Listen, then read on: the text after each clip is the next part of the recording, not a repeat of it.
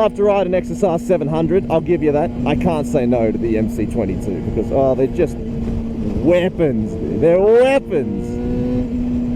How could you hate on a bike that sounds so tasty? Because it's true.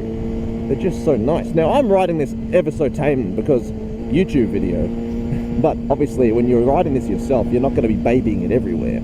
And this bike loves it. She doesn't like to be treated like a child all the time. She wants to be abused, all right? She's a bloody machine. She'll take it. Now, look, I'm at 8,000 RPM. Do you see that rev bar, brother? It's got so much more to go. Just listen.